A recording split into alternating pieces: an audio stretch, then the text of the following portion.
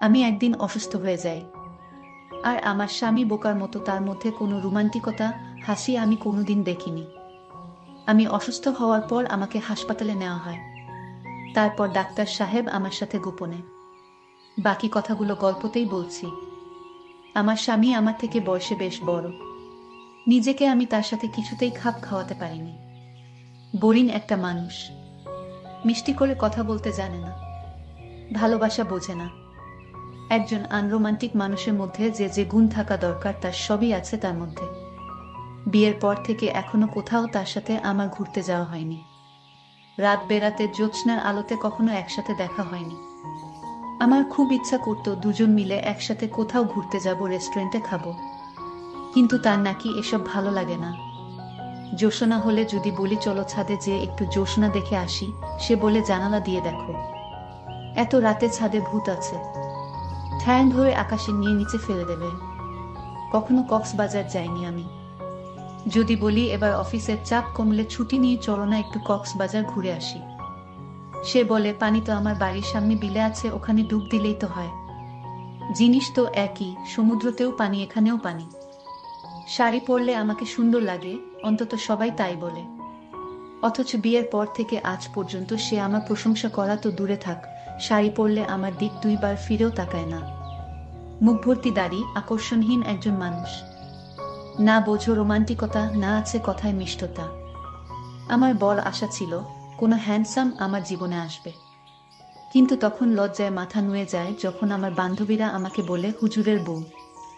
আমি সাজগোজ খুব পছন্দ করতাম, দামি পারফিউম ইউজ করতাম, কিন্তু এখন আমার এসব সব মাটি হয়ে গেছে। আমার ক্লাসমেট সুমাইয়া আমার অন্তরঙ্গ বান্ধবী, তার বিয়ে হয়েছে এক কোটিপতির ছেলের সাথে। বাড়ি আছে, গাড়ি আছে, ইন্ডাস্ট্রি আছে, কোনো কিছুর তার অভাব নেই। প্রায়ই যখন তার সাথে আমার কথা হয় আমাকে খোঁটা দেয়। বিয়ের আগে আমিও স্বপ্ন দেখতাম আমি কোনো কোটিপতির সুন্দর ছেলের সাথে আমার বিয়ে হবে। অঢেল সম্পদের মালিক, নিজের গাড়ি আছে, শহরে 3 তলা বাড়ি আছে, যে ঘরে আমি থাকি রাজকীয় এক খাট, শুধু আমার কাপড় চোপড় রাখা এবং সাজগোজের জিনিসের জন্য আলাদা একটা রুম রয়েছে। যত দামি ব্র্যান্ডের পারফিউম রয়েছে সব আমার সংগ্রহে আছে। গরমে আমি এসিতে থাকবো, যখন বাহিরে বের হই জামা কোনটা রেখে কোনটা পরবো, ম্যাচিং করে জুতো আর কানের দুল, কালার মিল রেখে মেকআপ, এগুলো নির্বাচন করতেই আমার ঘন্টা পার হয়ে যাবে। ও ড্রাইভ করবে, আমি ওর পাশে বসবো। তার কথা যেন আমার কানেই পড়েনি, সে ভাব নিয়ে আমি বাইরের সবুজ ধান ক্ষেতের দিকে অপলক দৃষ্টিতে তাকিয়ে আছি। কোনো অনুষ্ঠানে গেলে তার বন্ধুরা আমার প্রশংসা করে, তার বন্ধুর স্ত্রীরা আমাকে ঘিরে ধরে, ভাবি শাড়িটা অনেক সুন্দর, কত টাকা দিয়ে কিনেছেন ভাবি, কোনো পার্লার থেকে সেজেছেন, আমি আপনার মতো এমন শাড়ি কোথায় পাবো, আরো কত কি। তখন গর্বে আমার মনটা ফুলে উঠত। বিয়ের পূর্বে প্রতি রাতে এমন স্বপ্ন দেখতে দেখতেই আমি ঘুমোতাম। বিয়ের পরও অনেক রাতে আমি আমার অতীত স্বপ্নরাজ্যে বিচরণ করতাম, কিন্তু বেসুরে মোটা কণ্ঠের ডাকে আমার স্বপ্ন ভঙ্গ হতো। হিমার মা, ওঠো, ফজরের আয়ান দিয়েছে। এভাবে কত রাতের মিষ্টি স্বপ্ন তিনি আমার ভঙ্গ করেছেন তার হিসেব নেই। এর মধ্যে এক সকালে অনুভব করলাম আমি আবার তৃতীয় মা হতে চলেছি। আমি ভেবেছিলাম সে খুশিতে আমাকে বলবে আমি তোমাকে ভালোবাসি, আমি কোনোদিন তোমাকে ছেড়ে যাব না, সারাটা জীবন যেন আমার সন্তান আর তোমার সাথে বাকি জীবনটা কাটিয়ে দিতে পারি। কিন্তু ও কোনো রিয়াকশনই দেখালো না। খুশি হয়েছে না রাগ হয়েছে না অন্য কিছু, কিছুই বুঝলাম না। শুধু আলহামদুলিল্লাহ বলেই শেষ। মেজাজ তো চরম খারাপ। মনে মনে সারাদিন নিজের কপালকে গালি দিয়েছি। আল্লাহ, এই ছিল আমার কপালে। তোমার দুনিয়াতে কি আর কোনো রোমান্টিক ছেলে ছিল না যে তুমি এই বুড়োর সাথেই আমার বিয়ে দিলে? রাতে দেখলাম এক বস্তা ভরে ফলমূল নিয়ে এসেছে, আমিও দেখে মুখ ঝামটি দিলাম। এভাবেই দিন যাচ্ছিল। আমার বারবার মনে হতো যদি তোমার আগে মরে যাই। মাঝে মাঝে রাতে ওকে বলতাম, আচ্ছা যদি আমি মরে যাই তাহলে কি তুমি আরেকটা বিয়ে করবে? ভাবতাম ও হয়তো গল্পের নায়কদের মতো আমাকে বলবে, আরে না পাগলি, তুমি মরে গেলে আমিও মরে যাব, আর যদি বেঁচে থাকি তাহলে সারা জীবন তোমার স্মৃতি নিয়ে থাকবো। কিন্তু দেখা যেত তার কোনো রিয়াকশনই নেই, চুপ করে থাকতো। যখন বুঝতাম চুপ করে থেকে ও মৌন সম্মতি দিচ্ছে, তখন লাফ মেরে উঠে বলতাম, বুঝেছি, তুমি তো এটাই চাও যে আমি মরে যাই, যেন আরেকটা বিয়ে করতে পারো। এই বলে তার দিকে পিঠ ফিরিয়ে শুয়ে বাকি রাতটা পার করে দিতাম। দেখতে দেখতে 5 মাস হয়ে গেল।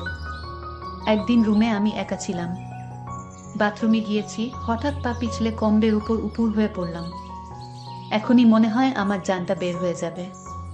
তারপর কিছু সময় অচেতন হয়ে সেখানেই পড়ে রইলাম। কিছুক্ষণ পর যখন হুঁশ ফিরল, শরীরটা খুব হালকা লাগছিল, কিন্তু ওঠার শক্তি পাচ্ছিলাম না। অনেক কষ্টে এটা সেটা ধরে রুমে এসে আবার পড়ে গেলাম। চোখে সব ঝাপসা দেখছি। শাশুড়ি ছিল অন্য রুমে, ডাকতে যাচ্ছি, কিন্তু গলা দিয়ে আওয়াজ বের হচ্ছে না। সবিতা আর নীলুফা ওদের দাদির সাথে ছিল। হঠাৎ নীলুফা রুমে ঢুকে আমাকে দেখে চিৎকার দিয়ে উঠল। বাড়ির সবাই দৌড়ে এলো আমার কাছে। দেখলাম আমার শাশুড়ি ঘর থেকে একটা তোয়ালে নিয়ে আসলেন। আমার মুখ দিয়ে কথা বের হচ্ছিল না। ঝাপসা চোখে দেখলাম লম্বা লম্বা হাত পা, একদম ওর মতো। আমার ছেলেটা তখনও কাঁপছিল। তারপর আস্তে আস্তে ওর কাঁপা থেমে গেল। আমি আবার বেহুশ হয়ে পড়লাম।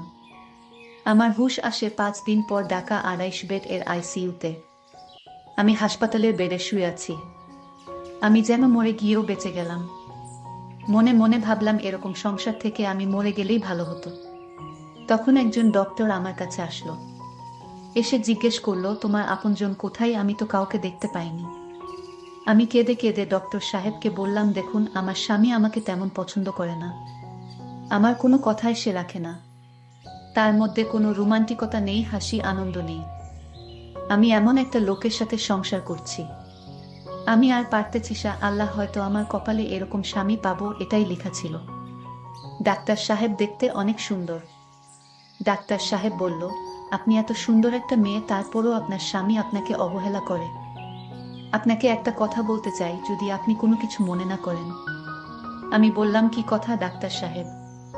ডাক্তার সাহেব বলল, আমি আপনাকে বিয়ে করতে চাই। আমি বললাম, এটা কিভাবে সম্ভব? আমি একটা সাধারণ মেয়ে, আর আপনি একজন ডাক্তার, আপনার সাথে আমার বিয়ে, এটা আপনার বাবা মা মেনে নিবে? ডাক্তার বলল, সেটা আমি দেখব, আপনি রাজি থাকলে আমার মা বাবাকে আমি রাজি করাবো। আমি জানতাম না ডাক্তার সাহেব আমার মনের পরীক্ষা নিচ্ছে। আমি বললাম, আপনি ডাক্তার হতে পারেন, কিন্তু আপনাকে বিয়ে করা আমার পক্ষে সম্ভব না।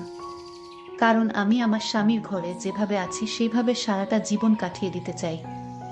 কারণ মানুষের জীবনে বিয়ে একবারই হয়। ডাক্তার সাহেব বলল, তোমার স্বামীর কি আছে? একটা ভাঙাচোরা ঘর, নাই টাকা পয়সা, আর আমার কোনো কিছুর অভাব নেই। আপনি চাইলে আমাকে নিঃসন্দেহভাবে বিয়ে করতে পারেন। ডাক্তার সাহেব আর একটা কথা বলবেন না। আমার স্বামী হয়তো আমাকে ভালোবাসে না, আমার প্রতি তেমন একটা দেখাশোনা করে না, তাতে কি হয়েছে? আমার স্বামী আমার কাছে মহান। ডাক্তার তখন চোখের পানি ছেড়ে বলল, সত্যি তুমি একজন সত্যিকারের নারী। আমি আসলে আপনাকে বিয়ে করতে চাইনি। আপনার মনটাকে পরীক্ষা করছিলাম যে আপনি আপনার স্বামীকে কতটা ভালোবাসেন। তারপর ডাক্তার সাহেব আমাকে এমন দৃশ্য দেখালো, সেটা দেখে আমি অবাক হয়ে যাই। ডক্টর সাহেব বলতে লাগলো, আপনি ভেবেছেন আপনি অপেক্ষা করছেন, কিন্তু কেউ আপনাকে দেখতে আসে না। আপনি ভেবেছেন আপনার স্বামী আপনাকে ভুলে গেছে। ভেবেছেন আপনার শ্বশুর বাড়ির কেউই আপনাকে দেখতে আসলো না হাসপাতালে। আপনি দুঃখে কষ্টে কান্না করছেন। ভেবেছেন এখন ওদের বাড়িতে নতুন বউ আনার আলোচনা চলছে, হয়তো সে পাত্রী তালাশে ব্যস্ত। আরও বিভিন্ন আজে বাজে চিন্তা আপনার মাথায় ঘুরপাক খেতে লাগল, তাই তো? তারপর দিন কেটে যায়, আপনাকে দেখতে কেউ আসে না। তারপর ডাক্তার সাহেব রাতে একজন ডিউটি নার্স চেঞ্জ করে একজন বয়স্ক মহিলাকে পাঠালেন। মহিলা নার্স এসে আমার মাথায় হাত দিয়ে বলেন, মা, আপনি ভালো আছেন? আমি মাথা নেড়ে সম্মতি জানাই। উনি বললেন, আপনাকে নিয়ে তো সবাই খুব ভয় পেয়ে গিয়েছিল। ডাক্তাররা আপনাকে অ্যাডমিট করতে চায়নি। সবাই বলছিল আপনি বড়জোর আর 3 ঘন্টার মতো বাঁচতে পারেন, তার বেশি না। আমি বললাম, কেন? উনি বললেন, আমার ডায়াবেটিস আর প্রেসার দুটোই নাকি অনেক বেশি হয়ে গিয়েছিল। শেষে ওর কাছ থেকে বন্ডসই নিয়ে তারপর আমাকে আইসিইউতে নেওয়া হয়। তিনি আমাকে বললেন, ওই লম্বা হুজুরটা মনে হয় আপনার স্বামী। লোকটা আপনার জন্য অনেক কষ্ট করেছে। আজ 4 দিন দিন রাত 24 ঘন্টা হাসপাতালে পড়ে আছে। কোনো খাবার খাচ্ছে না, যেন পাগলের মতো হয়ে গেছে। আইসিইউর বারান্দায় সারাক্ষণ বসে থাকে, একবারের জন্যও বাসায় যায়নি। নার্সের কথা শুনতে শুনতে আমার গলা ভারী হয়ে আসছিল। প্রচণ্ড এক আবেগ যেন আমার গলা চেপে ধরছিল। তিনি বলতে লাগলেন, আমরা তো সবাই হাল ছেড়ে দিয়েছিলাম, কিন্তু উনি একবারের জন্যও হাল ছাড়েনি। যখন এখানে আপনাকে এনেছিল উনি খুব কান্নাকাটি করছিল। আমি মনে মনে ভাবছিলাম, এই লোকটি সত্যিই কি আমার জন্য কাঁদতে পারে। তিনি বলছিলেন, আমরা তো সবাই উনার কান্না দেখে অবাক হয়ে গিয়েছিলাম। আমি একপাশে মুখ ফিরিয়ে বললাম, তাও তো আমাকে একবার দেখতে এলো না। তখন সেই নার্স আমার বাম পাশের জানালার পর্দাটা সরিয়ে দিয়ে আমাকে হাত দিয়ে ইশারা করে বললেন, ওই যে দেখেন। দেখলাম বাইরে ও উস্কো খুস্কো চুলে জানালার দিকে তাকিয়ে দাঁড়িয়ে আছে। পর্দা সরতে দেখে হাত দিয়ে ইশারা করে নার্সকে শুকরিয়া জানালো। নার্স বললেন, আইসিইউতে বাইরের কেউ আসা নিষেধ, এভাবে রুগী দেখানোও নিষেধ। কিন্তু আপনার স্বামীর অনুরোধে আমার খুব মায়া হলো। আপনার স্বামী আমার পায়ে পড়ে বলল, প্লিজ আপনি আমার দূর থেকে দেখার সুযোগ করে দিন। একথা বলে কান্নাকাটি করছিলেন। তারপর আমার খুব মায়া হলো। আপনার তো হুঁশ ছিল না এই 5 দিন। আপনার স্বামীকে আমি দেখলাম সারা রাত নামাজ পড়তেন আর কান্না করে বলতে লাগলেন, আমার স্ত্রীকে বাঁচিয়ে দাও আল্লাহ, আমি আমার জীবনে আর কোনো কিছুই চাই না। আল্লাহ, আমার স্ত্রীর প্রতি তুমি দয়া করো। আমি আপনার স্বামীর কান্না নামাজ দেখে ভাবলাম, একজন মানুষ একজন স্ত্রীকে এতটা ভালোবাসতে পারে। তিনি আমাকে খুব অনুরোধ করে বলেছিলেন যেন অন্তত আমি একবার জানালার পর্দা সরিয়ে তাকে আপনাকে দেখার সুযোগ করে দেই। আমি বলেছিলাম, পর্দা সরালেও তো দূর থেকে চেহারা দেখতে পাবেন না। তিনি বলেছিলেন, অবয়বটা দেখতে পেলেই তিনি শান্তি পাবেন। তাই প্রতিদিন আমার শিফটে আমি আসার পর কিছুক্ষণের জন্য জানালার পর্দাটি সরিয়ে দেই। তখন দেখতে পাই তিনি অপেক্ষায় আছেন। তিনি হাত নেড়ে আমাকে শুকরিয়া জানান। নার্সের কথা শুনতে শুনতে আমার বুক ফেটে যাচ্ছিল। আমি আর নিজেকে নিয়ন্ত্রণ করতে পারলাম না, হাউমাউ করে কেঁদে উঠলাম। তিনি আমাকে এতটা ভালোবাসেন। বাম দিকে কাত হয়ে ওর দিকে তাকালাম। দূর থেকে মনে হলো ও চোখ মুছছে। আর একদিন পর আমাকে রিলিজ দেয়া হলো। কি এক অজানা অনুশোচনায় আমি তার চোখের সাথে চোখ মেলাতে পারছিলাম না। বাসায় ফেরার পর সারাক্ষণ ও আমার পাশে বসে রইল। ও আমাকে খাইয়ে দিত, আমার সব কাজ করে দিত। আমার কাছে মনে হচ্ছিল আমি একটি নতুন জীবন পেয়েছি। আর এই লোকটাকে আমি ভুল বুঝেছিলাম। এরকম স্বামী পাওয়া তো ভাগ্যর ব্যাপার। রাতে যখন সবাই ঘুমিয়ে পড়ল, তখনও আমার পাশে শুয়ে আমার মাথায় হাত বুলিয়ে দিচ্ছিল। আমি বললাম, আমি মরে গেলেই ভালো হতো, আর একটা বউ পেতেন। ও আমার মুখ চেপে ধরে বলল, আর কখনো এমনটা বলবে না। তারপর আমাকে তার সাথে চেপে ধরে হাউমাউ করে কেঁদে উঠল। মনে হচ্ছিল তার চোখের জলে বালিশ ভেজে যাচ্ছে। আমার মনে হচ্ছিল তার চোখের অশ্রুগুলো আমার জীবনটা নতুন করে ধুয়ে পরিচ্ছন্ন করে দিয়েছে। আমি বাসায় ফেরার 2 দিন পর হঠাৎ সুমাইয়া ফোন দিল। ফোন রিসিভ করার পর ওপাশ থেকে তার কান্নার আওয়াজ পেলাম। বললাম, কিরে এতদিন পর, আর তুই কাঁদছিস কেন? সে বলল, 2 মাস হয় তাদের ডিভোর্স হয়ে গেছে। তাকে ডিভোর্স দিয়ে তার শিল্পপতি স্বামী তার অফিসের সুন্দরী পিএসকে বিবাহ করেছে।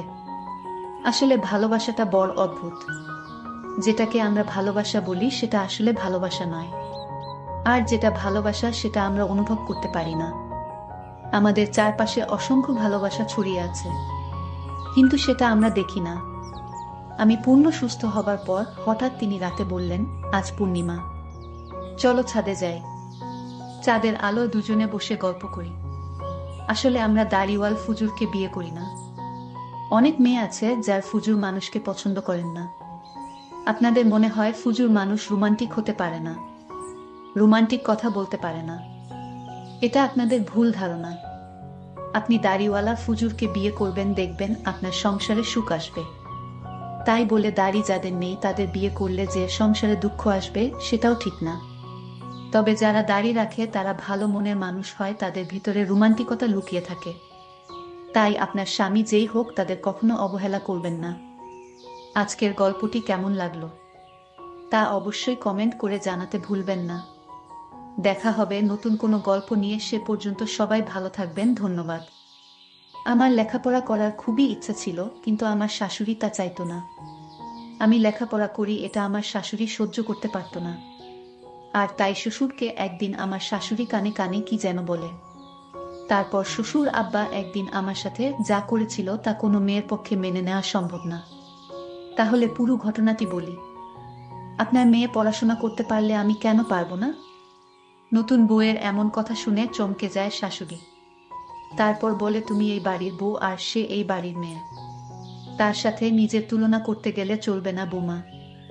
আর নতুন বিয়ে হতে না হতেই এমন মুখের উপর কথা বলছো। এখনো দিন বাকি আছে, না জানি তখন কি করবে। ইকরা তখন বলে, যদি পড়াশোনা নাই করতে দিবেন তাহলে বিয়ের আগে কেন বলেছিলেন যে বিয়ের পর মেয়ে পড়াশোনা করতে পারবে? ইকরার শাশুড়ি তখন বলে, এটা তো এমনিতেই মুখের কথা বলেছিলাম। যদি না বলতাম তাহলে কখনো এই বিয়ে করতে না। আর বাড়ির বউদের ঘরে মানায়, কিন্তু বাড়ির বাহিরে মানায় না। ইকরা তখন বলে, মিথ্যা প্রতিশ্রুতি দেওয়া ঠিক না। আপনার মেয়ে যদি এই বাড়িতে থেকে পড়াশোনা করে তাহলে আমাকেও সুযোগ দিতে হবে। আমি তোমাকে আগেই বলেছি বাড়ির বউদের মেয়েদের সাথে তুলনা করতে নেই। ইকরা তখন মুচকি হেসে বলে, আপনিই না বলেছিলেন আমাকে এই বাড়ির মেয়ের মতো রাখবেন?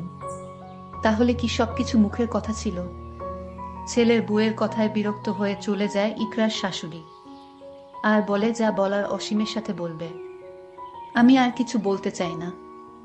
রাতে অসীম অফিস থেকে বাসায় ফিরলে আজ যা যা হয়েছে সব বলে ইকরা। কথা শেষ হলে অসীম বলে, মা যা বলেছেন সব তো ঠিক বলেছে। তুই এই বাড়ির বউ, এখন এসব পড়াশোনার কথা বলা মানায় না তোমাকে।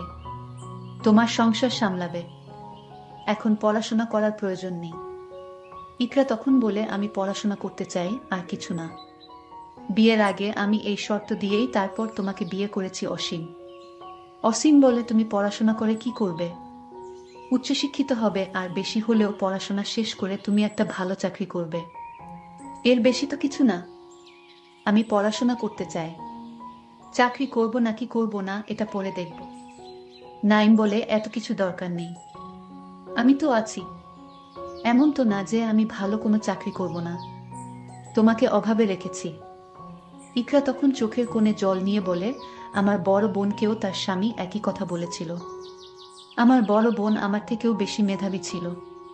অভাবের সংসার, বড়লোক পরিবার দেখে এসএসসি পরীক্ষার সময় বিয়ে দিয়েছিল। স্কুলে অনেক সুনাম ছিল, সকল টিচার বলতো হুমায়রা অনেক ভালো ছাত্রী আর মেধাবী ছাত্রী, এই স্কুলে কখনো দেখেনি এমন ছাত্রী। কিন্তু এসএসসি পরীক্ষার সামনে করে বিয়ে হয়ে যায়। বিয়ের পরে আমার বোন বলেছিল পড়াশোনা করার দরকার নেই, ঠিক এমনি প্রতিশ্রুতি দিয়েছিল, কিন্তু আজ আমার বোন ঘরে বসে আছে। ডিভোর্স হয়ে গেছে, কোলে 3 বছরের একটা সন্তান। যদি ঠিকমতো পড়াশোনা করতে দিত তাহলে মানুষের বিভিন্ন কথা শুনতে হতো না, সবকিছু নিজেই গুছিয়ে নিতে পারত। অসীম তখন বলে, তোমার কি মনে হয় আমাদের সম্পর্ক একদিন নষ্ট হয়ে যাবে? আমি জানি না কি হবে, তবে এতটুকু জানি সম্পর্ক গড়তে অনেকটা সময় লাগলেও ভাঙতে কিন্তু 1 মিনিট যথেষ্ট। আমার আপুর সাথে যা হয়েছে তারপর থেকে আমি আর কাউকে বিশ্বাস করি না। অসীম বলল, আচ্ছা ঠিক আছে, আস্তে আস্তে বিশ্বাস হয়ে যাবে। এটা বলে অসীম চলে যেতে চাইল। দরজা থেকে বাহির হওয়ার সময় পিছন থেকে ইকরা বলল, দাঁড়ান। পিছন থেকে ফিরে দাঁড়ায় অসীম। আপনি কিন্তু আমার কথার এখনো জবাব দেন নাই। জবাব না দিয়ে চলে যাচ্ছেন, এটা কিন্তু ঠিক না। অসীম বলল, কিসের জবাব? ইকরা কিছুটা অস্বস্তি নিয়ে বলল, আমি আপনার সাথে আমার পড়ালেখার কথা বলেছিলাম। অসীম বলল, এই বিষয় নিয়ে পরে ভেবে দেখব আমি। মাত্র 1 সপ্তাহ বিয়ে হয়েছে, ধৈর্য ধরো। আর 3 মাস পরে আমার এইচএসসি ফাইনাল পরীক্ষা। আমি আর সময় অপচয় করতে চাই না। আমার ভাই নাইমকে বলে দিয়েছি আমার বইগুলো দিয়ে যেতে। কালকে সকালে নাইম আসবে। এখন আপনাদের থেকে অনুমতি নেওয়ার জন্য আমার দরকার নেই, কারণ আমি বিয়ের আগেই বলেছি ঘর সংসার সামলাপ আর পড়াশোনা করব। অসীম কিছুটা বিরক্ত নিয়ে চলে যায়। এতক্ষণে অসীম বুঝে গিয়েছে ইকরা অনেক জিদ্দি একটা মেয়ে, যা বলছে তাই করবে। পরের দিন সকালে ভাই আসে। আজ শুক্রবার, সবাই বাসায় আছে। নাইম এসে কলিং বেল বাজায়। অসীমের মা এসে দরজা খুলে দেয়। নাইমের হাতে বড় একটা ব্যাগ দেখে বলে, এই ব্যাগের মধ্যে কি আছে? নাইম বলে, আপুর ফাইনাল পরীক্ষা 3 মাস পরে। তাই বইগুলো দিতে আসলাম। এই কথা শোনার পরে অসীমের মায়ের মাথা গরম হয়ে যায়। তারপর অসীমের সামনে এসে বলে, তুই কি অনুমতি দিয়েছিস পড়াশোনার জন্য? না, আমি কিছু বলি নাই পড়াশোনা নিয়ে। ইকরা বলে দিয়েছে পড়াশোনা করার জন্য কারোর অনুমতি নেওয়ার দরকার নেই। আর বিয়ের আগে পড়াশোনার জন্য অনুমতি দেওয়া হয়েছে। তাহলে এখন আর সমস্যা কিসের? সমস্যা আছে, তুই বুঝবি না। বুকে মাথার উপর তুলে রাখা যাবে না। আজ তোর কথা শুনে নাই, কালকেও শুনবে না। এভাবে আস্তে আস্তে তোর কথায় কোনো পাত্তা দিবে না। ইকরা এসে ভাইকে রুমের মধ্যে নিয়ে গিয়ে শরবত খেতে দেয়। অনেক রোদের মধ্যে আসছে, মুখটা একদম পুড়ে গিয়েছে। ক্লাস 9-এ পড়ে নাই। অসীমের মা বলে, তুই দাঁড়া, আমি মজা দেখাচ্ছি। বইসহ এখনই আমি ওর ভাইকে বিদায় করে দিচ্ছি। অসীম বলে, না মা, এমন কিছুই করবে না। চলেই যখন এসেছে কোনো ঝামেলা করবে না তুমি। নতুন বিয়ে হয়েছে, এটা যদি ইকরার বাবা মা জানে তাহলে একটা সমস্যা সৃষ্টি হবে, আর ডিভোর্সও হয়ে যেতে পারে। এখানে মান সম্মানের একটা বিষয় আছে। নাইম ওর বোনকে বলে, আপু, তোর শাশুড়ি তোর পড়াশোনার অনুমতি নিয়ে কি বলছে? আগেই তো বলা হয়েছে তুই বিয়ের পর পড়াশোনা করতে পারবি। নাইম ওর দুলাভাইয়ের সাথে বাইরে গিয়েছে, তখন ইকরার শাশুড়ি এসে বইয়ের ব্যাগটা নিয়ে চলে যায়। ইকরা বাধা দিতে চাইলে ধাক্কা মেরে পাশে ফেলে দেয়। ইকরা মাথায় প্রচণ্ড আঘাত পায়।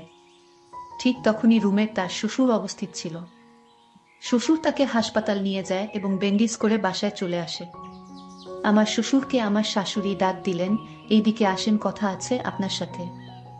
শ্বশুর তখন ডাক শুনে চলে গেলেন। আমার শাশুড়ি আমার শ্বশুরকে কানে কানে কি যেন বললেন।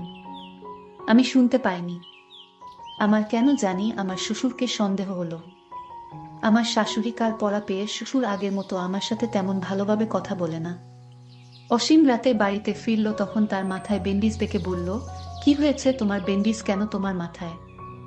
আপনার মা আমাকে ধাক্কা মেরে ফেলে দিয়েছে, আমি আমার ভাইয়ের কাছ থেকে বই নিয়ে পড়তে বসলাম তাই। আমি আগেই বলেছি তুমি এসব পড়াশোনা এখন বাদ দাও, কি হবে এত লেখাপড়া করে? এই কথা বলে অসীম বলল, আমার একটা চাকরি হয়েছে শহরে, তাই আমি আগামীকাল চাকরিতে চলে যাব। আমি তোমার সকল খবর ফোনে নিব। মায়ের সাথে ঝগড়া করবা না। তোমার যা কিছু লাগে আমাকে ফোনে বলবা, আমি সব তোমাকে দিব। আমার কিছুই দরকার নেই। কত স্বপ্ন ছিল লেখাপড়া করার, আপনি এটাই যখন দিতে পারলেন না, তাহলে আমার আর কিছুই চাওয়ার নেই। অসীম বলল, আমি আগে চাকরিতে জয়েন দেই, তারপর দেখা যাবে। পরদিন সকালে সবার কাছ থেকে বিদায় নিয়ে চলে গেল আমার স্বামী অসীম। এইদিকে শাশুড়ির কান পড়া পেয়ে আমার শ্বশুর যেন কেমন হয়ে গেছে। আমার দিকে তার শ্বশুর সবসময় এক অন্যরকম দৃষ্টিতে চেয়ে থাকে আর বলে, বৌমা চিন্তা করো না, সব ঠিক হয়ে যাবে। এখন আমি আমার স্বামীর রুমে একা ঘুমাই। একদিন রাতে আমার রুমে আমি একটা অদ্ভুত শব্দ পেলাম, মনে হয় কে যেন আমার রুমে হাঁটছে। আমি এই শব্দ শুনে ঘুম থেকে উঠে দেখলাম কেউ নাই আমার রুমে। এটা তো শহরের বাড়ি, আর এখানে তো কোনো ভূত থাকার কথা না। তাহলে কে আমার রুমের পাশে ছিল? আমার মনে মনে সন্দেহের সৃষ্টি হলো। এটা কি হতে পারে, মানুষ না অন্য কিছু? এসব ভাবতে ভাবতে আমি ঘুমিয়ে পড়লাম। ঘুমের মধ্যে আবার আমি আমার রুমে একটা শব্দ পেলাম, শব্দটা হাঁটার। মনে হয় আমার রুমে কেউ হাঁটছে। দেখলাম আমার রুমে কেউ নাই। আমার মনে হয় আমি দুঃস্বপ্ন দেখেছি। আর ঘুম হলো না, সারা রাত জেগে রইলাম। এরপর দিন আমি আবার ঘুমাতে গেলাম। ঠিক তখন রুমের জানালা দিয়ে লক্ষ্য করলাম কে যেন আমাকে লক্ষ্য করছে। আমি দেরে গেলাম, জানালার কাছে গিয়ে দেখলাম কেউ নাই, তবে কিছুটা যেন আমার সুরের মতো আন্দাজ করলাম। তাহলে কি আমার সুর? না, এখানে সুর আসবে কেন? আমি একটা দুশ্চিন্তার মধ্যে পড়ে গেলাম। আসলে আমার সাথে এমন হচ্ছে কেন? এর মধ্যে শাশুড়ির ডাক পড়ল, বুমা কোথায় তুমি? এত সময় ঘুমালে হবে। আমার শাশুড়ি বলল, কে? নাও মা, অনেক বেলা হয়েছে। শাশুড়ির আদর যেন উদলে পড়ছে। এই তো কতদিন আগে শাশুড়ি আমার ধাক্কা দিয়ে মাথায় আঘাত করে, আর আজ তার এত দরদ কোথায় থেকে এলো? আমার শাশুড়িকে কেমন যেন এক সন্দেহ হলো। আমি কোনো কথা না বলে আমার রুমে ঘুমাতে গেলাম।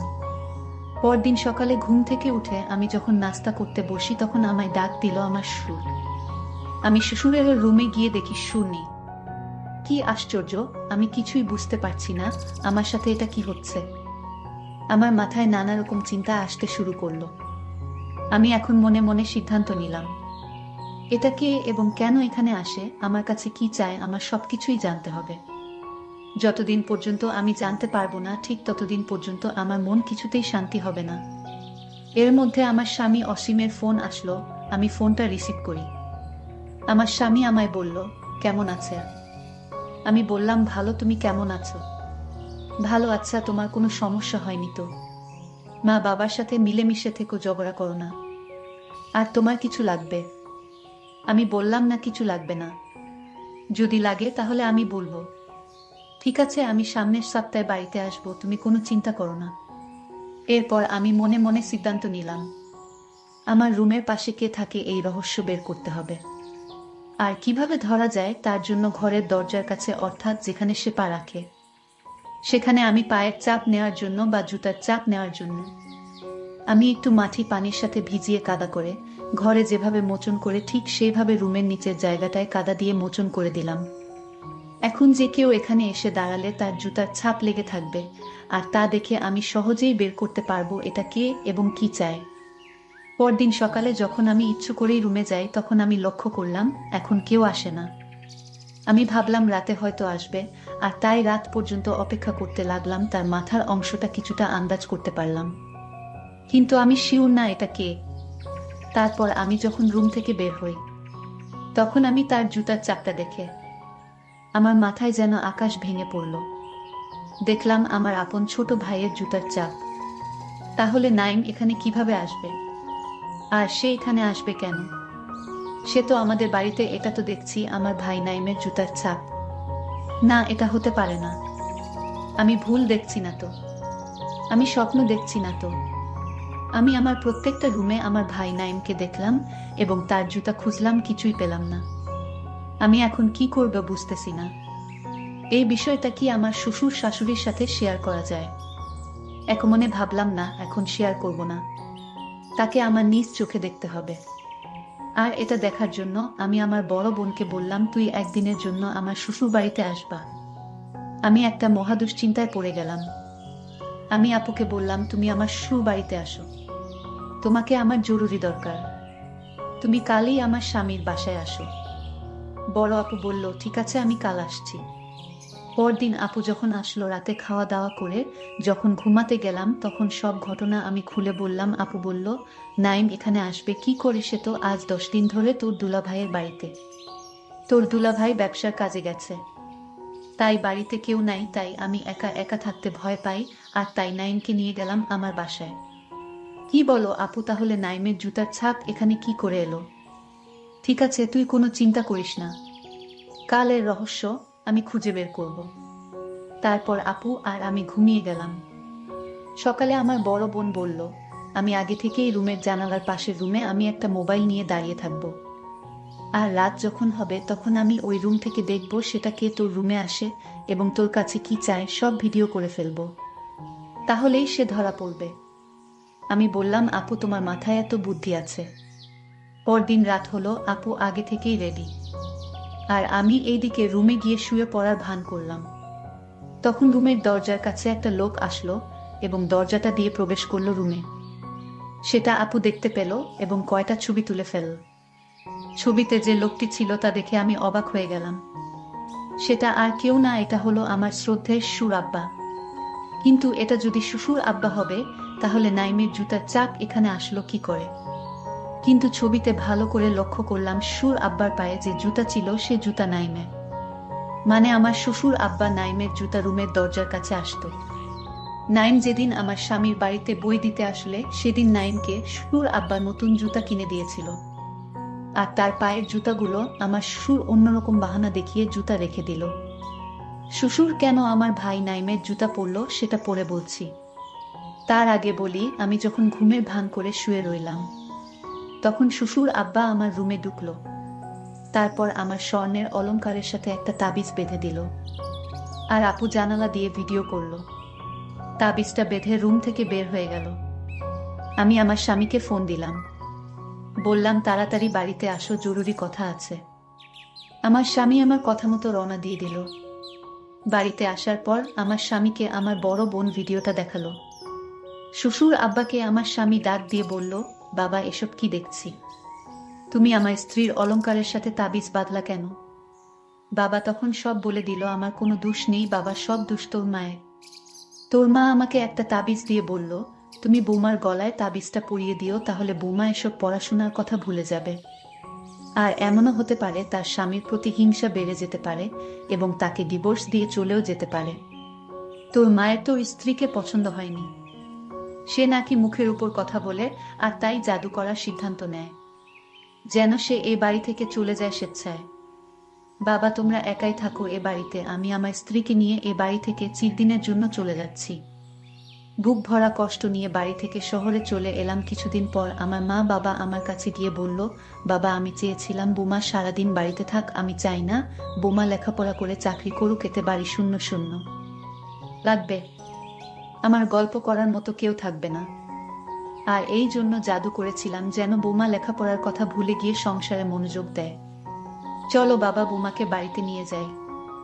আমি মায়ের কথা ফেলতে না পেরে আমি আবার সেই বাবার বাসায় ফিরে আসলাম। বন্ধুরা গল্পটি কেমন লাগলো তা অবশ্যই কমেন্ট করে জানাবেন। ধন্যবাদ।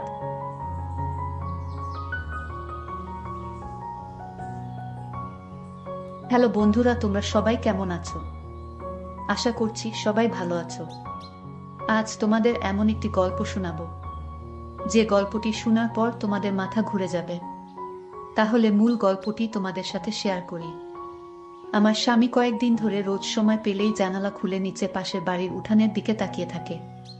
প্রথম প্রথম আমি সেটাকে স্বাভাবিক ঘটনা বলে মনে করে ব্যাপারটা খুব একটা আমলে নিইনি, কিন্তু সেটা যখন আমার চোখের সামনে ঘন ঘন হতে লাগলো তখন আর নিজের কৌতূহল চেপে রাখতে পারলাম না। খুব জানার ইচ্ছে হতে লাগলো ঘটনাটা আসলে কি। আমার স্বামী আশরাফ নিচে তাকিয়ে পাশের বাড়িতে কি এমন জিনিস অমন অপলক দৃষ্টিতে তাকিয়ে দেখে, তা জানতে স্বামীর বিরুদ্ধে আমি তলে তলে গোয়েন্দাগিরি শুরু করলাম। কখন সে জানালার সামনে গিয়ে দাঁড়ায় তাই লক্ষ্য করতে থাকলাম। ইচ্ছে আছে ঠিক তখনই গিয়ে তাকে জিজ্ঞেস করব, কি দেখো অমন করে। এরপর থেকে দুদিন ধরে সে অফিসের কাজে অনেক ব্যস্ত হয়ে পড়ল। তার জন্যই হয়তো জানালার কাছে যাওয়ার সময় পাচ্ছে না সে। আমি যে তাকে নজরে রাখছি তা কিন্তু মোটেই বুঝতে দিলাম না। সেও এই সম্বন্ধে কিছু আন্দাজ করতে পারল না। এ বাড়িটা 3 তলা আর পাশের বাড়িটি হাফ বিল্ডিং, টিনের চৌচালা বিশিষ্ট ঘরবাড়ি। মাঝখানে মোটামুটি ভালোই বড়সড় একটা কাঁচা উঠোন। সেখানে প্রায়ই আমি দেখতে পাই বিভিন্ন ঘরের ভাড়াটিয়ারা বসে গল্প করে সময় কাটায়। শীতের দিনে ভাড়াটিয়াদের বউ ঝিয়েরা ঘরের বাইরে এসে উঠানে রোদ পোহাতে বসে থাকে। 3 তলা থেকে তা ভালো করেই দেখতে পাওয়া যায়। পাশের বাড়ি হলেও এ বাড়ি ও পাশের বাড়ির মধ্যে রাত আর দিন তফাৎ। ওখানে সব নিম্নবর্গের মানুষ বসবাস করে, আর এখানে সমাজের উঁচু শ্রেণীর মানুষ। যার পর নাই তাদের ও আমাদের সমাজ এক হলেও অঘোষিতভাবে তা আলাদা।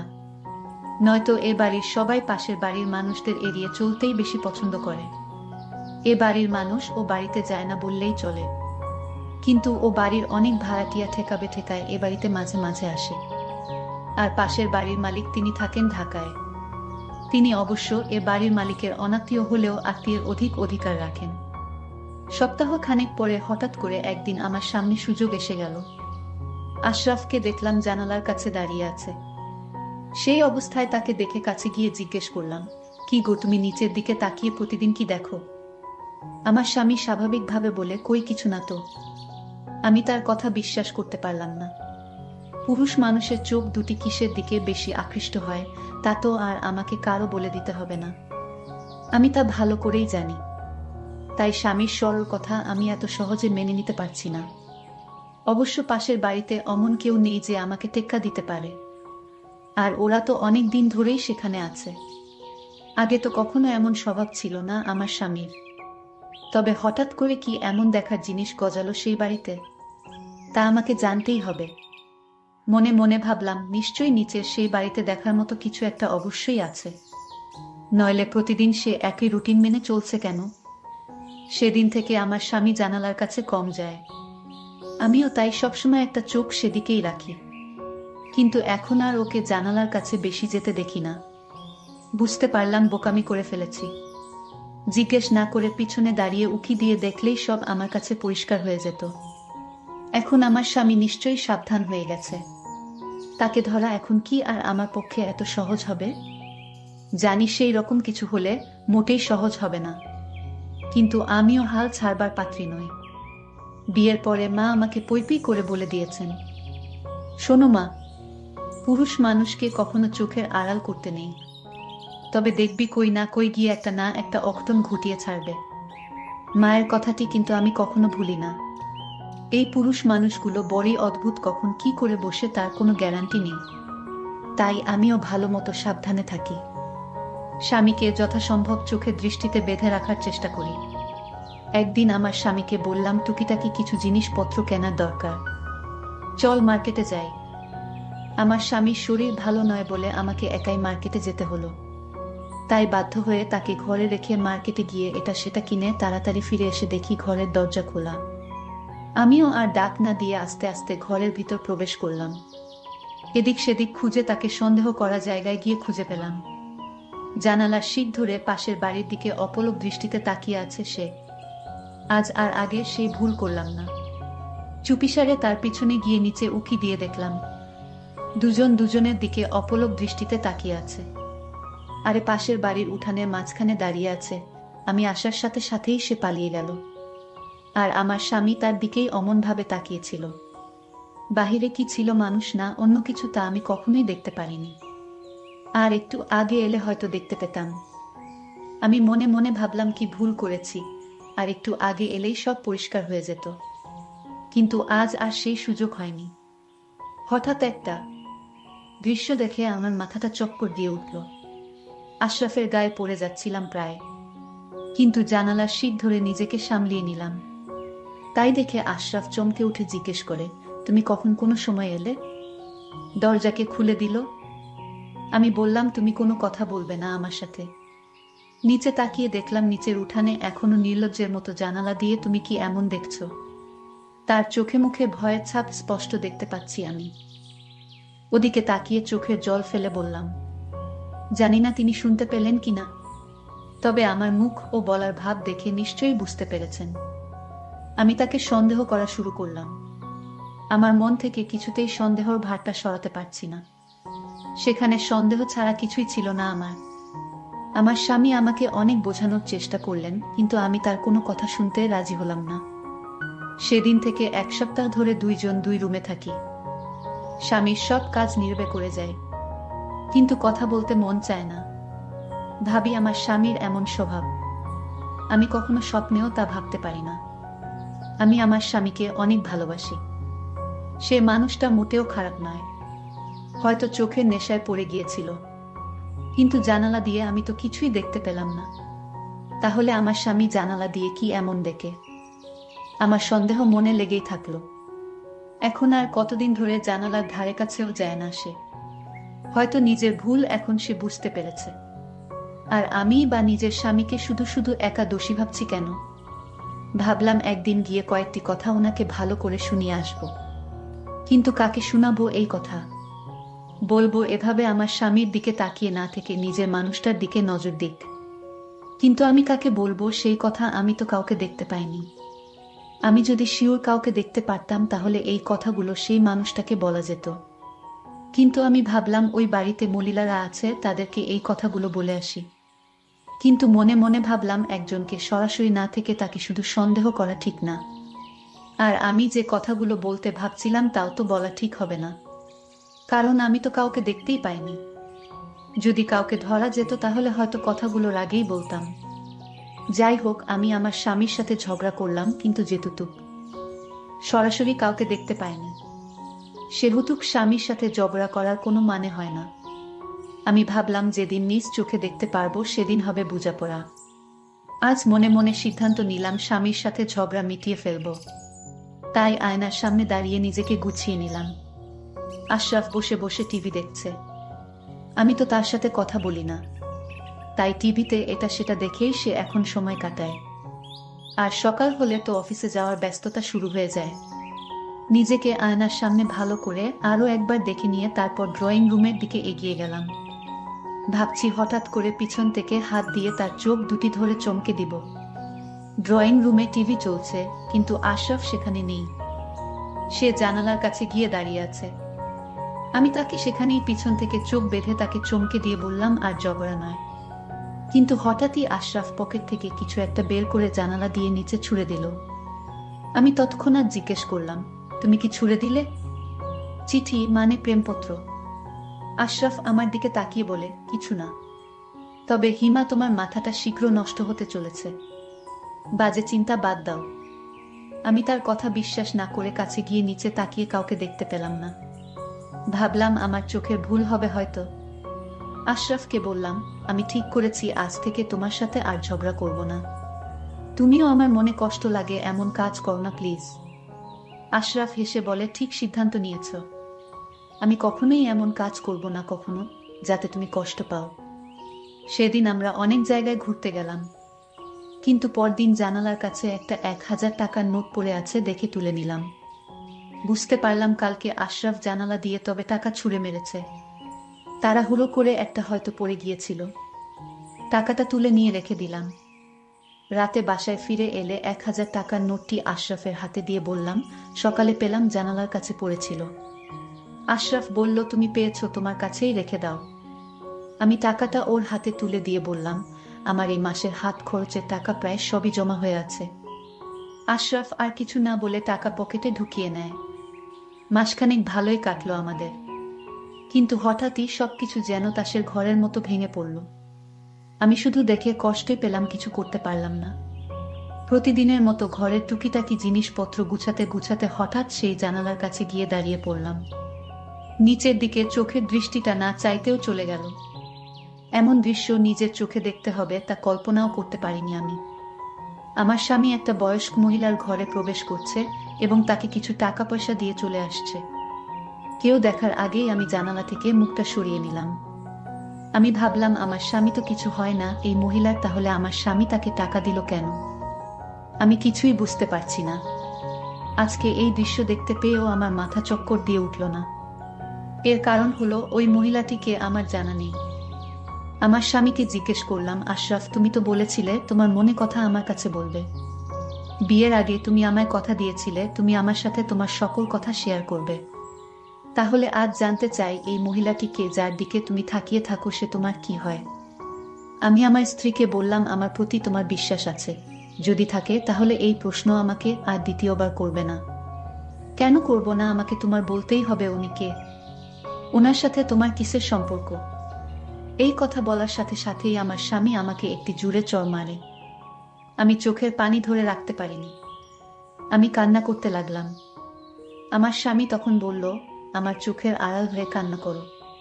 যে স্ত্রী তার স্বামীকে বিশ্বাস করে না তার প্রতি আমার কোনো দায়িত্ব নেই, তার দুঃখ বুঝার দরকারও আমার। আমার স্ত্রী তখন বলল, এই সংসারে আমি আর থাকতে চাই না। খুব স্বাভাবিকভাবেই নিচে নেমে এলাম। তারপর পাশের বাড়ির ভিতরে প্রবেশ করে সেই ঘরের সামনে এসে দাঁড়ালাম। নিজেকে একটু সামলিয়ে নিয়ে দরজা ধাক্কা দিলাম, দরজাটা খোলাই ছিল।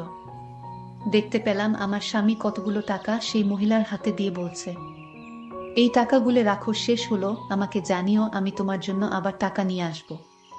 তোমার ওষুধ যা লাগে কিনে নিও।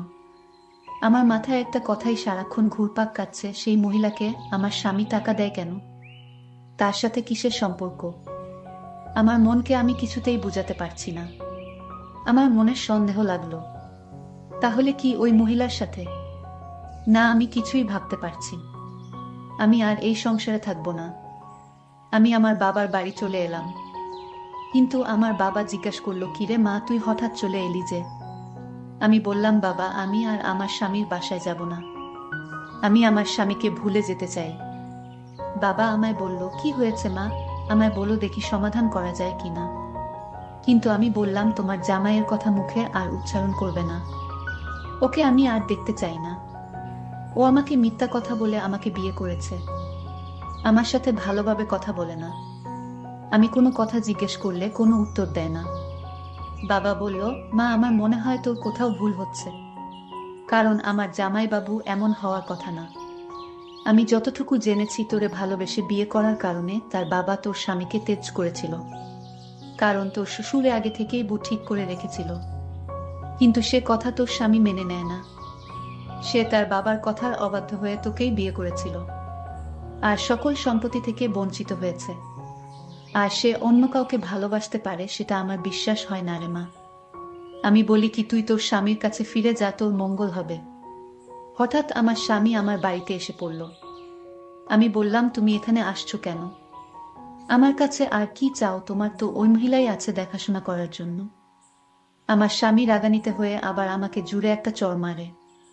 আমার স্বামী তখন কান্না করে বলতে লাগলো, আমার সাথে আসো, আজ দেখাবো ওই মহিলার সাথে আমার কিসের সম্পর্ক। কেন জানালা দিয়ে আমি ওই মহিলাকে দেখতাম, আর মাঝে মাঝে ঘরে গিয়ে টাকা দিয়ে আসতাম। সেই মহিলা আজ লাশ হয়ে পড়ে আছে।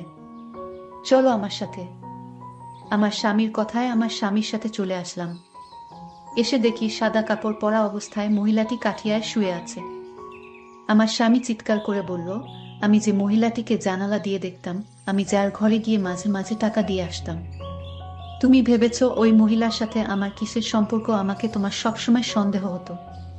যে মহিলাটির দিকে আমি চেয়ে থাকতাম সে হলো আমার জনম দুঃখিনী মা, আমার গর্ভধারিণী মা।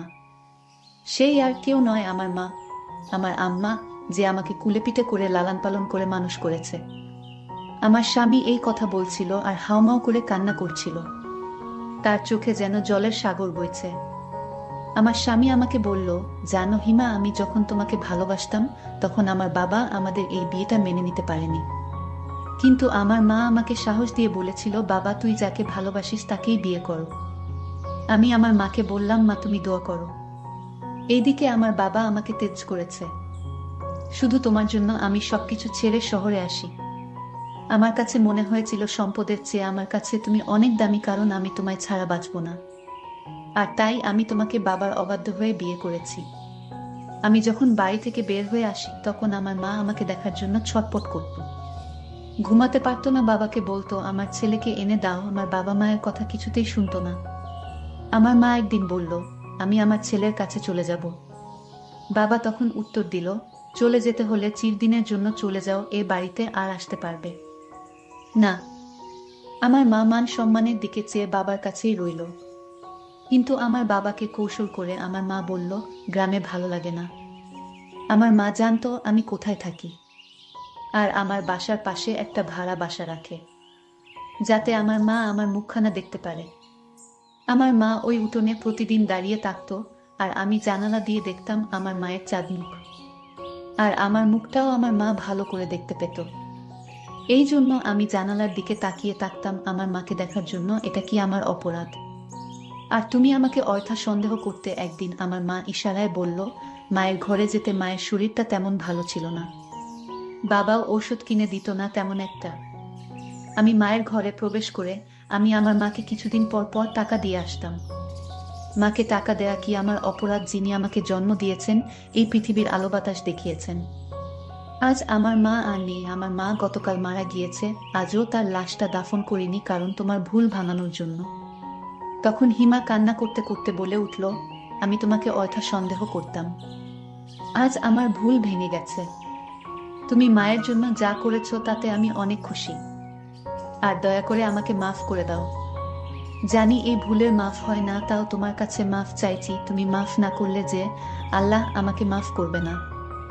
আমার স্বামী আমাকে মাফ করে দিলেন আর মায়ের দাফন করলেন। পরিশেষে একটা কথাই বলবো, তোমরা কখনো মাকে ভুলবেন না, মায়ের মনে কষ্ট দিবে না। বন্ধুরা, আজকের বাস্তব জীবনের গল্পটি কেমন লাগলো তা অবশ্যই কমেন্ট করে জানাইবা। ভালো থেকো সবাই, ধন্যবাদ।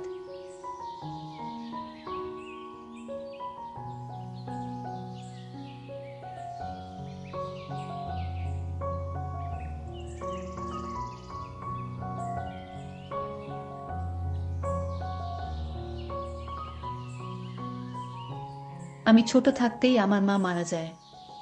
আমাকে মানুষ করার জন্য বাবা আরেকটি বিয়ে করে। আমি ছোট বড় সবাইকে আপনি করে ডাকতাম।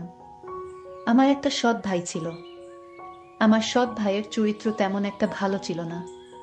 একদিন আমার সৎ ভাই আমাকে তার বন্ধুর বাসায় নিয়ে। তাহলে শুনুন আমার বাস্তব জীবনের গল্পটা। আমার নাম টিনা আক্তার। গরিব পরিবারের মেয়ে আমি। বাবা কৃষি কাজ করে। টিনা পড়ালেখায় অনেক ভালো, তাই পড়ানোর আগ্রহটা ও বেশি। টিনাকে পড়াতে চাই, তাই তো কষ্ট করে হলে ও ভার্সিটিতে ভর্তি হয়েছে। আজই গ্রাম থেকে এসেছে, এসেই এমন এক অবস্থায় পড়েছে। টিনা দেখতে অসম্ভব সুন্দর, অনেক নরম মনের, যখন তখন যাকে তাকে বিশ্বাস করে ফেলে। লেখাপড়া ছাড়া আর কোনো কিছু বুঝে না। গরিব হলেও অনেক আদরে টিনা সবার চোখের মণি। কিন্তু টিনার বাবার পক্ষে এত টাকা জোগাড় করা কষ্ট হচ্ছিল। কোথায় থেকে এত টাকা আনবে? মেয়েটার বড় ইচ্ছা কলেজে লেখাপড়া করে বড় কিছু হওয়ার। কিন্তু আমার তো নুন আনতে পান্তা পুরাই। আমার বাবা রাত দিন পরিশ্রম করে আমার লেখাপড়ার খরচ বের করত, কিন্তু বাবার কষ্ট আমার কিছুতেই সহ্য হতো না। আমি বাবাকে বললাম, বাবা, আমার জন্য তোমার এত কষ্ট করতে হবে না, আমি লেখাপড়ার খরচ আমি নিজেই বের করতে পারবো। বাবা বলল, তুই কেমন পারবি?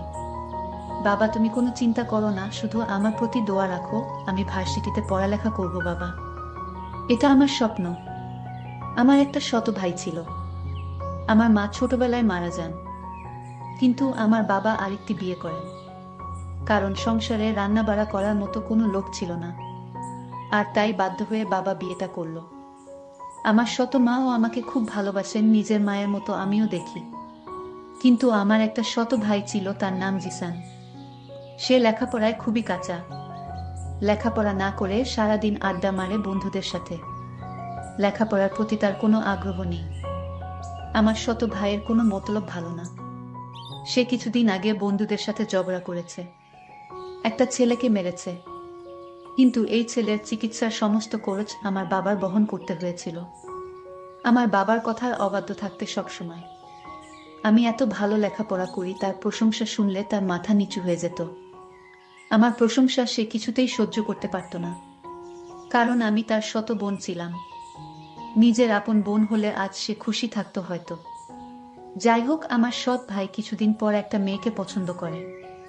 তাকে সে বিয়ে করতে চায়, কিন্তু তার তো কোনো কর্ম নেই, বিয়ে করে কিভাবে সংসার চালাবে? বাবা তাকে নিষেধ করেছে যে তুমি এখন বিয়ে করতে পারবে না, আগে একটা চাকরি করো, তারপর দেখা যাবে। আমার সৎ ভাইটি তখন বাবার সাথে রাগারাগি করল, বলল ওই মেয়েকে না পেলে সে বাঁচবে না, নিজেও মরে যাবে, আর কত কি বলতে লাগলো। আমার ভাই বাবার সাথে রাগ করে বাড়িতে থেকে চলে গেল।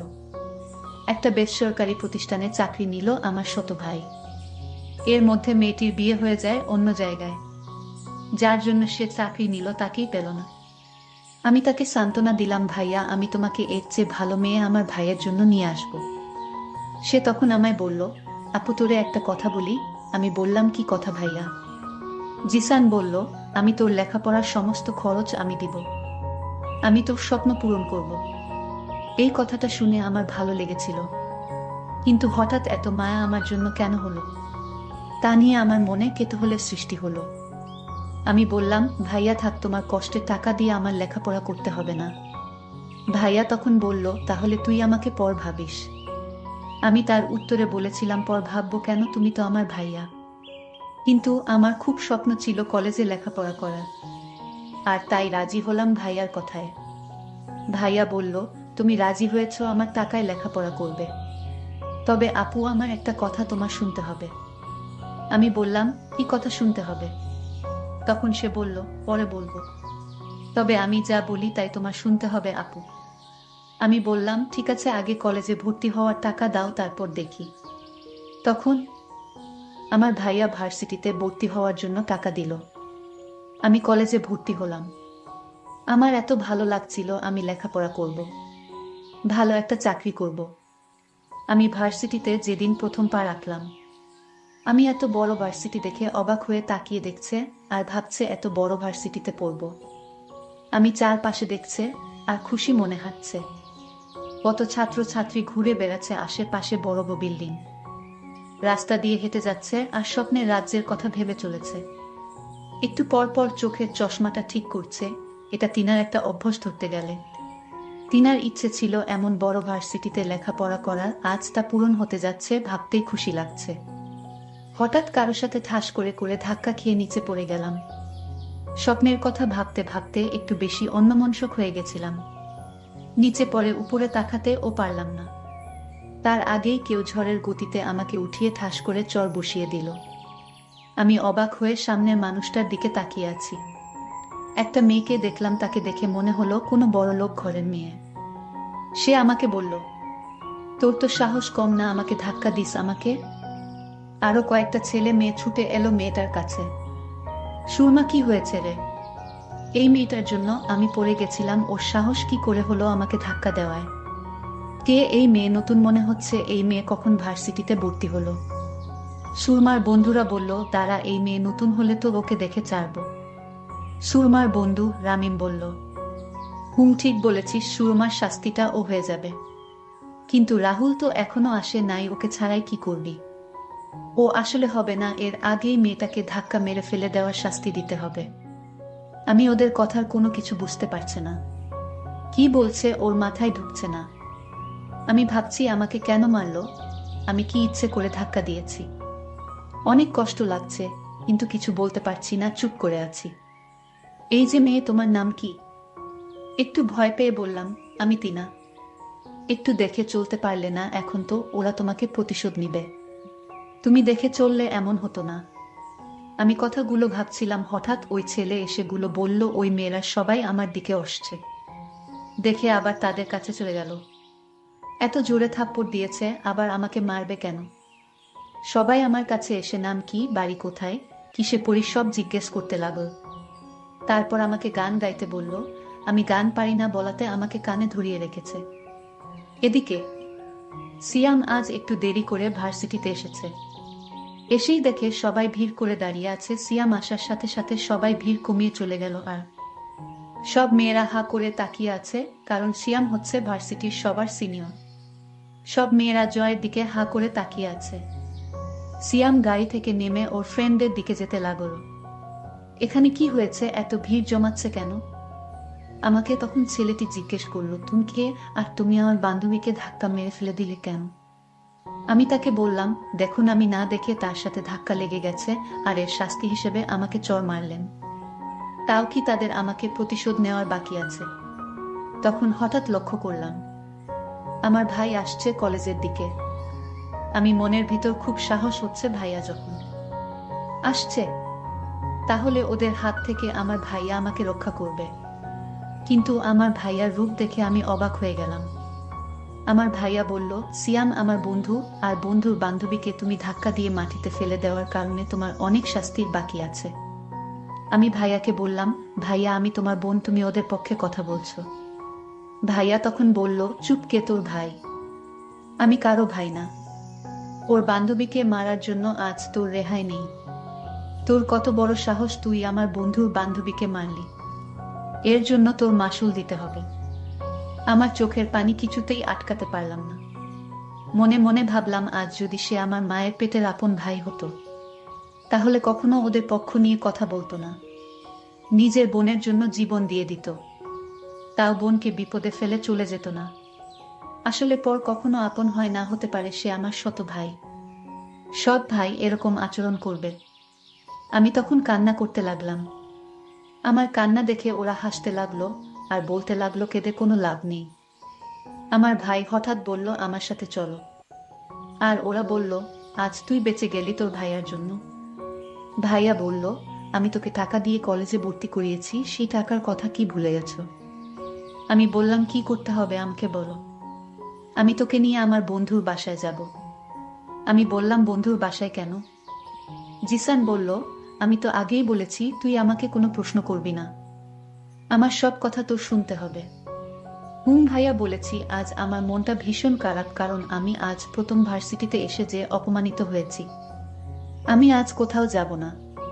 অন্যদিন বলিস তোর বন্ধুর বাসায় গিয়ে আসবো নে। আমার ভাইয়া তখন খুব রাগান্বিত হয়ে বলল, এখন বলেছি, এখনই যেতে হবে। আমি ভাইয়াকে বললাম, ভাইয়া প্লিজ, আমার খারাপ লাগতেছে, আমি আজ তোর সাথে কোথাও যেতে পারবো না। এই কথা বলতেই আমাকে একটা জোরে চড় মারে ভাইয়া। আমি কান্না করে বললাম, ভাইয়া তুই চড় মারলি। আমার আপন ভাই হলে আমাকে এভাবে মারতে পারতো না। ঠিক আছে, আমি যখন তোর কাছ থেকে টাকা নিয়ে ভুল করেছি, তাহলে এই ভুলের প্রায়শ্চিত্ত আমার দিতে হবে। ভাইয়া নামক পাষাণ মানুষটি বলল, গাড়িতে উঠ। আমি কোনো কিছু না বলে চুপচাপ গাড়িতে উঠে পড়লাম। তারপর সে আমাকে তার বন্ধুর বাসায় আমাকে নিয়ে গেল এবং বলল, আমি তোরে এখানে কেন এনেছি জানিস? আমি বললাম, কেন আনলে এখানে? তখন একটা বয়স্ক লোককে আমাকে দেখিয়ে বলল, ওই লোকটিকে বিয়ে করতে হবে তোর। ভাইয়া বলল, ওই যে মানুষটিকে দেখতে পাচ্ছিস ওর সাথে তোর বিয়ে দিব। আমি বললাম, এটা কোনো দিন সম্ভব না। ভাইয়াকে বললাম, ভাইয়া আমার একটা পছন্দ আছে, আর সেই পছন্দের উপর তুই জোর চালাতে পারিস না। ভাইয়া তখন বলল, বসে বসে আমার বাবার সব টাকা শেষ করেছিস তুই। আমার বাবা আমাকে তেমন একটা ভালোবাসে না, শুধু তোর জন্য। আর তাই তোকে আর সহ্য হচ্ছে না। তোর জন্য আমি বাবা আমার প্রতি তেমন নজর রাখে না, ভালোবাসে না, শুধু তোর কথা ভাবে। তাই আমি মনে মনে ভেবেছি তোকে ওই লোকটার সাথে বিয়ে দিয়ে দিব। লোকটা অনেক টাকার মালিক, একটু বয়স বেশি। আর কি, বয়স বেশি হলে সমস্যা কি? আর আমি ওই লোকটার কাছ থেকে টাকা নিয়ে তোরে কলেজে ভর্তি করিয়েছি। আমিও অনেকদিন যাবত তার কাছ থেকে টাকা নিয়ে চলেছি। আমি তখন ভাইয়াকে বললাম, এই লোকের সাথে আমার বিয়ে দিলে আমার জীবনটা শেষ হয়ে যাবে। ভাইয়া প্লিজ। ভাইয়া তখন বলল, আমি কোনো চাকরি করিনি, চাকরি আমার মিথ্যা বানানো নাটক ছিল। আমি তখন আমার ভাইকে একটা থাপ্পড় মেরে বললাম, এই তোর প্ল্যান ছিল। আমি কোনো মতে এখান থেকে পালিয়ে আসলাম। বাবার কাছে কান্না করে সব বলে দিলাম। বাবা তখন আমায় সান্ত্বনা দিয়ে বলল, আজ তোর মা বেঁচে থাকলে এমনটা হতো না। তোর ভাই টাকার কাছে বিক্রি হয়ে গিয়েছে। যে ভাই টাকার লোভে পড়ে নিজের বোনকে একটা বয়স্ক লোকের সাথে বিয়ে দিতে চায়, সে তো ভাই না। তোর ভাই নিজের স্বার্থের জন্য তোকে কলেজে ভর্তি করলো। ও দিন দিন ও আরো অভদ্র হয়ে যাচ্ছে। আমি বাবাকে বললাম, বাবা তুমি ওকে এখন কিছু বলো না, ওকে ভালো করার দায়িত্বটা আমার হাতে তুলে দাও। ওকে কিভাবে ভালো করতে হবে তা আমার জানা আছে। আজ যদি আমি ওর আপন বোন হতাম তাহলে আমার সাথে এই নাটকটা করতে পারতো না। বন্ধুরা, সময়ের স্বল্পতার কারণে আজকের গল্পটি শেষ করতে পারিনি, এই জন্য সবার কাছে আন্তরিকভাবে দুঃখিত। এর পরের পার্ট আগামীকাল আপলোড দেওয়া হবে। সেই পর্যন্ত সবাই ভালো থাকবেন। ধন্যবাদ।